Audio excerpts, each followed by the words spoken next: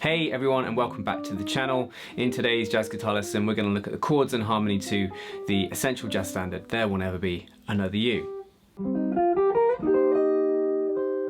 This tune has a really catchy melody and some really nice chord changes and features many classic harmonic moves that you should be aware of. In this lesson I'll break down the chords for you and go through the intricacies of the harmony. Now in the description you'll find a link to today's lesson resources as well as a link to my Patreon page where this is the standard of the month. So grab your guitar and let's get started. So There Will Never Be Another You, like a lot of old standards, comes from a musical film called Iceland dating back to 1942. Now in that film the song is actually played as a ballad and sung by Joan Merrill. But my first encounter with the song was through the legendary version by Chet Baker, and you'll find that this song is played at a range of tempos. Form-wise it's in 8-bar sections and I see it as A1, B1, A2 and B2. Now this song is almost always played in the key of E flat major. Now the key of E flat major means 3 flats in the key signature. Those flats are B flat, E flat and A flat, giving us the scale E flat, F, G, A flat, B flat, C, D, E flat. Harmonise that into chords and we have E flat major 7 chord 1, 2 is F minor 7, 3 is G minor 7, 4 is A flat major 7, 5 the dominant chord B flat 7, 6 the relative minor C minor 7, chord 7 D minor 7 flat 5, back to chord 1. Now I'm going to run through the chord shapes you need for this one. Obviously you could use your own favoured shapes, but this is my suggestion to you. E flat major 7 off the A string, A flat major 7 off the E, D minor 7 flat 5 from the A string. The following dominant chords all using the same shape off the E string, G7, B flat 7 and C7, and dominants off the A string, D7, E flat 7 and F7. Minor 7 chords off the E string, A minor 7, B flat minor 7 and C minor 7. Minor 7 chords off the A string, F minor 7 and G minor 7. Now last chord, D flat 9 off the A string. There's quite a few chords there, but they will combine for some really classic moves that will help you play many standards. Now it's also about recognising, when you play many standards, the connections and similarities between these old songs, so that when you learn a song like this you recognise some of the same things going on in previous songs you've learnt. Let's run through the order of the chords. So the A section, top of the tune, starts out on chord 1, so from the very stable position, E flat major 7 for 2 bars. We then go down a semitone for a bar of D minor 7 flat 5. Now that chord very often likes to go to G7, which is where it goes. G7 often likes to go to C major or C minor. It goes to C minor for 2 bars. Then we go down a tone to a bar of B flat minor 7 to a bar of E flat 7, which is leading us into the B section. So we're going to go E flat major 7, 2 bars, D minor 7 flat 5, G7, to C minor, 2 bars, B flat minor 7, E flat 7. That's our first 8 bars. The last chord of the A section was an E flat 7. E flat 7 is the 5 chord in the key of A flat, and it leads us to A flat major 7. And that's off. We're going to have a bar of that. We get a bluesy move to D flat 9, love that sound, which leads us up to 1 chord, E flat major 7, C minor 7 for a bar. So we've got 4 bars there, bar, a chord in each bar. And then we have 2 bars of F7, bright nice sounding dominant chord there, and then F minor 7 bar, B flat 7 for a bar. Piecing that together, the B1, 8 bars, goes A flat major 7 to D flat 9, up, resolving to E flat major 7, to the sweet C minor 7, 2 bars of F7, F minor 7 for a bar, B flat 7 for a bar.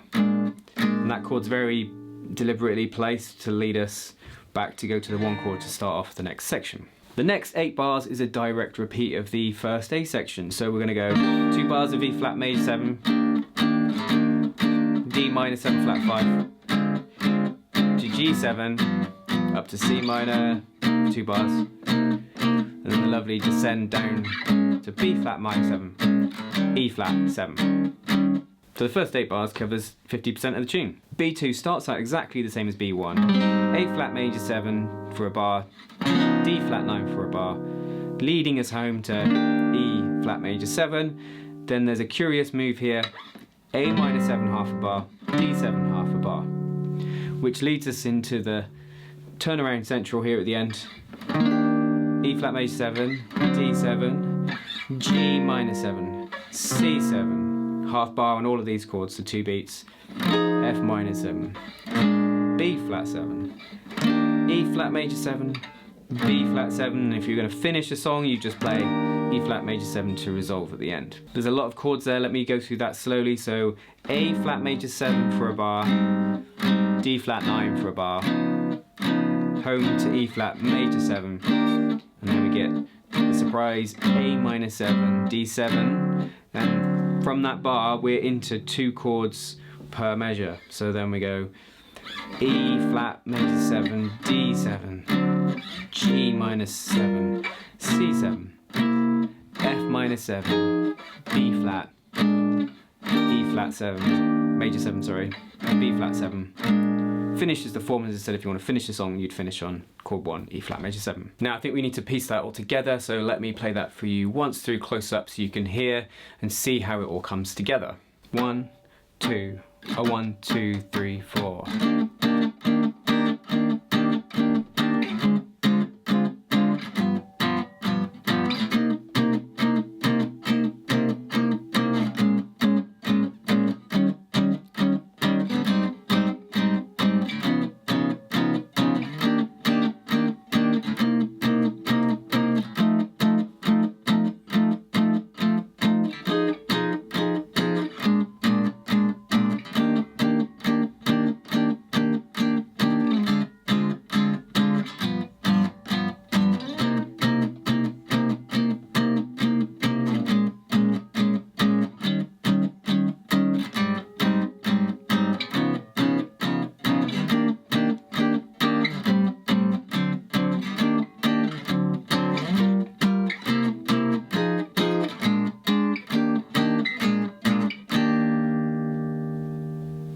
You could obviously substitute any of those chord shapes for voicings you prefer, whether that's 4-note, 3-note, 2-note voicings, but those are the chords that you're going to need to play the standard basic changes for this one. Now onto the harmony, let's remind ourselves again of what the key of E flat major means. Chord 1, E flat major 7, chord 2, F minor 7, chord 3, G minor 7, chord 4, A flat major 7, chord 5, B flat 7, chord 6, C minor 7, and lastly chord 7, D minor 7 flat 5. Now let's cross-reference that with our chart, and we've actually used all of them, which is unusual, and we obviously have a few other borrowed chords and moves which I'll explain. But it's rare for a song to use all of the chords within a key. Now within that group of chords there are 2 super common progressions. The major 2-5-1, so in our key of E flat major that's F minor 7, B flat 7, E flat major 7, and the minor 2-5-1, and we have that from E flat major's relative minor,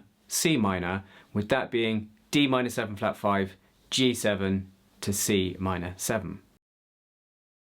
We start out then from this very stable position of chord 1, and then as soon as this D minor 7 flat 5, we feel we're moving away from that and we're trying to get to the C minor 7. So this D minor 7 flat 5, G7. Yes, D minor 7 flat 5 is chord 7 in the key of E flat major, but really what's happening here is a 2-5 from the key of C minor, the relative minor of E flat major. So chord 1, 2 bars, then a 2-5, minor 2-5 that is, in C minor. We then get to that C minor 7, so effectively you get a 2-5-1 there from C minor, but obviously C minor is also chord 6 in the key of E flat major. So you can think of this as either a 2-5-1 in C minor, or you can think of it as a 2-5 to get to chord 6 in a neat way. And you can probably hear when we go down to B flat minor 7, E flat 7, that we've gone out of key here. So this is a 2-5, major 2-5 from the key of A flat major. And that 2-5, what's happened at the end there, we've turned chord 1 into a dominant chord. And we do that to move to the 4 chord because E flat 7 is the dominant of A flat. Leads us perfectly to the 4 chord there. Then we get a beautiful but common out of key chord here. D flat 9, you can think of it as just D flat dominant, it's just a variation of a D flat 7. You could play D flat 7 instead there if you prefer. Now this is what's referred to as the flat 7-7 because it's from the flat 7 of the key. If you're at E flat, the 7th would be D, the minor 7th, the flat 7 would be D flat. And this is what's referred to as the backdoor dominant, and it's another way to get back to chord 1. I'll link a video in the description that I've made on that topic rather than going into great detail here. But this is a backdoor dominant, great name that for this move. Back to chord 1, we then move to chord 6, C minor 7, and then an out of key chord comes in here. This is why this sounds quite uplifting when this chord comes in. We get a 2 chord but as a dominant, F7.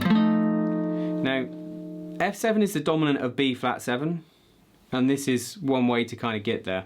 We turn that into a minor 7, a proper 2 chord in this key, and then we get B flat 7, chord 5, which will lead us back to 1 to start the next section.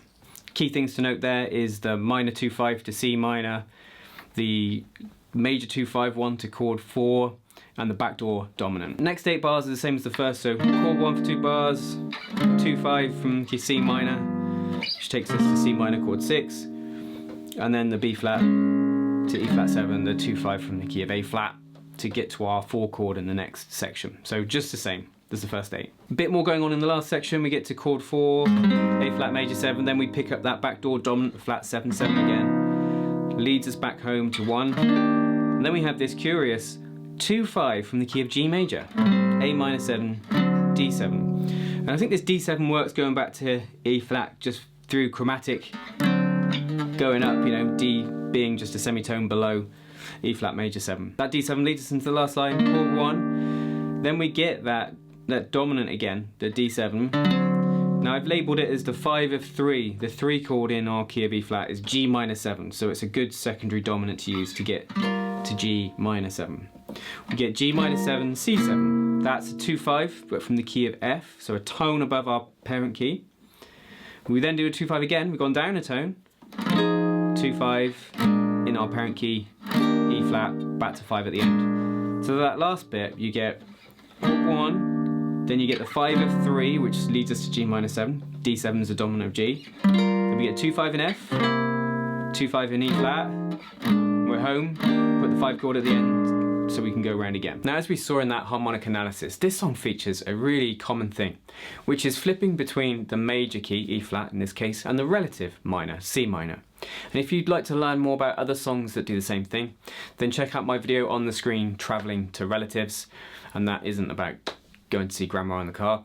Also, if you'd like to learn more about this song, over on Patreon you'll find this month a chord melody. There's a chord tone outline in the style of my Making the Changes series. There's a backing track, comping study, and 2 solos. All the important links are in the description. Thanks so much for tuning in. Please leave a comment if you've enjoyed today's lesson. Don't forget, jazz guitar lessons every Wednesday. Until next time, you take care.